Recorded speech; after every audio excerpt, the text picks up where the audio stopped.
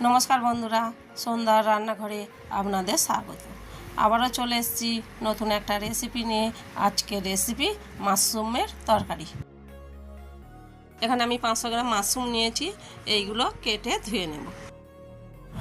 এখানে 3টে আলু আমি ছাড়িয়ে ডুমো ডুমো করে কেটে নিয়েছি। এখানে 4টে টমেটো কেটে নিয়েছি কুচু কুচু করে। এখানে 5টা পেঁয়াজ সরু সরু করে কেটে নিয়েছি। 6-7টা কাঁচা লঙ্কা মাঝখান থেকে চিড়ে নিয়েছি। এখানে মাশরুমটা কেটে ধুয়ে নিয়েছি। এখানে আমি একটা কড়া বসিয়েছি, কড়া গরম হয়ে গেছে। কড়ার মধ্যে আমি কিছুটা তেল দিয়ে দিচ্ছি। এখন তেল দেওয়া হয়ে গেছে, তেলটা আমি একটু কড়ার মধ্যে লাগিয়ে দিচ্ছি। যে আলুটা কেটে রেখেছিলাম ওই আলুটা কড়ার মধ্যে দিয়ে দিচ্ছি, ভেজে নেব। উল্টে পাল্টে লাল লাল করে ভেজে নেব।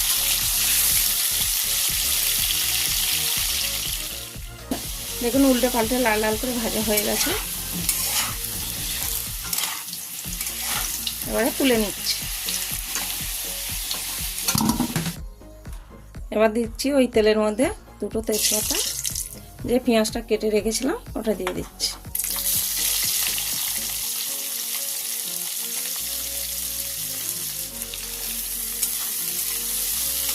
পেঁয়াজটা উল্টে পাল্টে ভেজে নেব।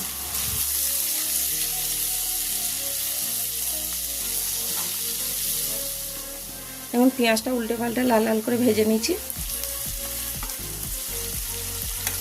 এবার আমি এর মধ্যে দিয়ে দিচ্ছি 1 চামচ আদা রসুন বাটা। আদা রসুনটাও ভালো করে ভেজে নেবো, যাতে আদা রসুনের গন্ধটা না থাকে।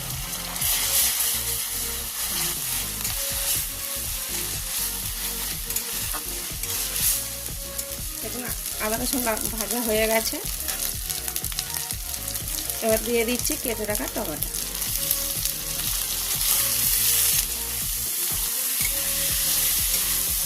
টমেটোটা নাড়াচাড়া করে ভেজে নেব। এখন নাড়াচাড়া করে টমেটোটা ভেজে নিয়েছি।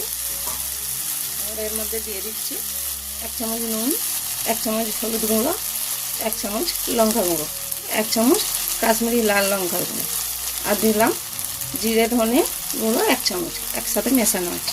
দিলাম স্বাদ মতন চিনি। এই সবগুলো ভালো করে মিশিয়ে ভেজে নেবো, যাতে মশলার গন্ধ না থাকে।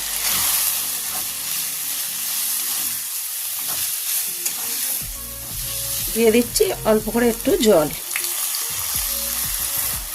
দিয়ে আবার ভালো করে নাড়াচাড়া করে মশলাটা ভেজে নেব।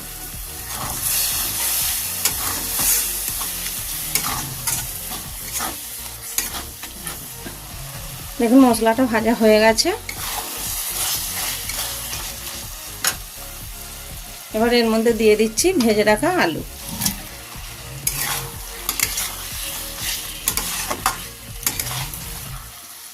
আবারও ভালো করে নাড়াচাড়া করে নেব আলুটা।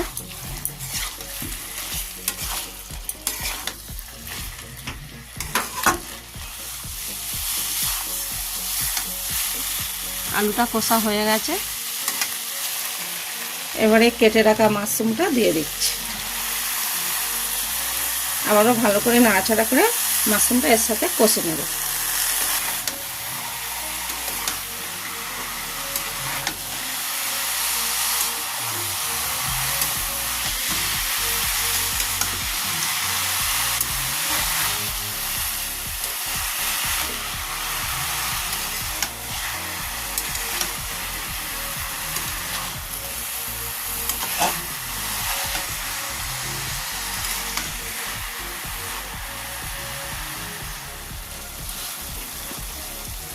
দেখুন মাশরুমটা দিয়ে ভালো করে কষা হয়ে গেছে। আর মাশরুমটা যত নাড়াচাড়া করবেন মাশরুমের ভিতরে যে জলটা থাকে জলটা ছেড়ে দেয়। তাই দেখুন কতটা জল বেরিয়েছে। আমার কষা হয়ে গেছে। আমি এর মধ্যে জল দিয়ে দেবো। বেশি জল দেব না, অল্প করে দেব।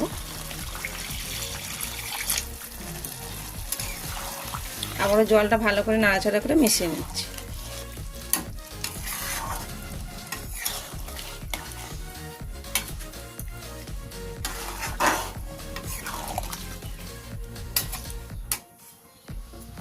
এবারে 10 মিনিট চাপা দিয়ে রাখছি। দেখুন 10 মিনিট হয়নি, আমি একবার মাঝখানে খুলে দেখছি একে নাড়াচাড়া করে দেবো।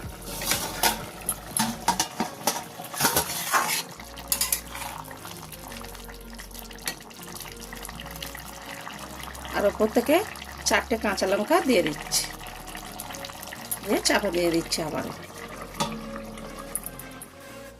10 মিনিট হয়ে গেছে, খুলে দেখছি। দেখুন কত সুন্দর হয়েছে দেখতে।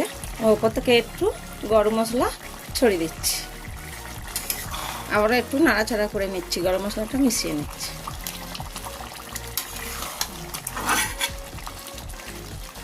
তরকারি হয়ে গেছে, নামিয়ে নিচ্ছি। দেখুন বন্ধুরা, আমাদের মাশরুমের তরকারি তৈরি। আমি যেভাবে বানিয়েছি আপনারা সেভাবে একবার বাড়িতে বানিয়ে খেয়ে দেখুন। আর আমার ভিডিওটা যদি ভালো লাগে থাকে কমেন্টে জানাবেন।